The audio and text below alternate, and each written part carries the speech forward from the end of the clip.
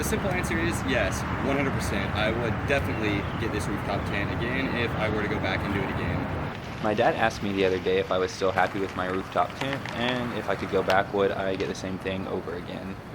Without hesitation, I let him know I'm still beyond happy with it, and if I could go back, I'd gladly do the same thing again. Now, for those of you interested in some of the whys, let's go ahead and hop into those. First thing I'm going to start with, and something that really shocked me, is the effect it had on my gas mileage. As you can see, I have a Subaru Crosstrek, and surprisingly, it only had about a 2 to 4 mile per gallon on average effect, with the more frequent average being about 2 miles per gallon. Moving on to the next thing, and that's the amount of time it takes to set this thing up, and that is a little bit of nothing, which is something that I definitely enjoy, and I'm sure much of you would appreciate as well. Not only is this super convenient for when out camping, but on really nice days when camping's not an option, it's also super peaceful to be able to just pop this up, hang out, and enjoy it for a bit, which is something that my wife and I take advantage of quite often. Moving on to one of the next things I wanted to touch on, and that's how much more safe it feels being on top of the car versus camping on the ground. Don't get me wrong, I love camping on the ground and that's always nice, but sometimes I tend to get in my head a little bit and thoughts start running wild. But not only that, I absolutely love camping with my wife and our doggos, and I definitely feel like this adds another level of security, which is something that I can greatly appreciate. Now, not only do I feel like this is a bit safer, but getting off the ground can also lead to sometimes getting a better bedside view, which is something I am definitely all for. I can't tell you how many times being off the ground just another 7 to 9 feet gives me a crazy better view.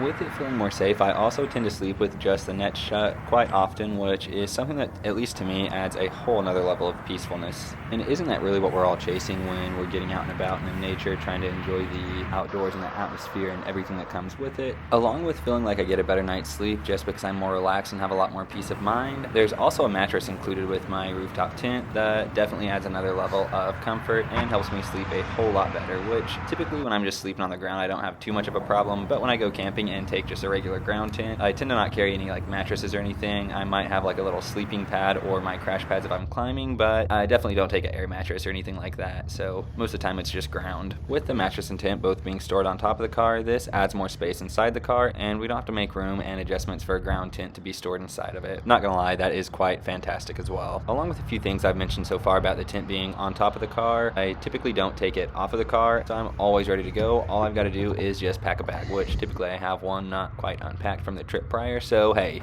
we are cooking, ladies and gents. Yes, sir. The next thing I wanted to touch on is how easy it is to actually find a camp spot, and as long as I've got a spot to level my car, we are good to go. One of the final points that I want to make is it tends to stay a little bit warmer as well, I feel like, inside the rooftop tent. Now, I could be wrong, but when it's colder and a ground tent being kept on the cold, hard ground versus a rooftop tent being off the car and, you know, not really sitting on anything, don't really have anything to worry about there. In conclusion, if I went back and was doing it again, I would 100% get a rooftop tent just like this one. Now, I don't know the exact brand or anything, it doesn't have one on it, but it is very similar to the Galaxy Top Oak 2.0 or the Roofnest Falcon XL. Especially for just 1 or 2 people, you really can't beat it. If you're still here at this point in the video, I appreciate you watching and hanging out. Hope it gave you a little bit of quick insights, and if I were to go back and do it again, I cannot speak for all rooftop tents, but at least for one like mine, the simple one angle pop-up, I would 100% do it again if going back. I have been nothing but pleased with it, super satisfied, and I'm more than happy. Only way that I'd really want a different one is if Maddie and I got an extra one to go on her car, and we're going to keep that one and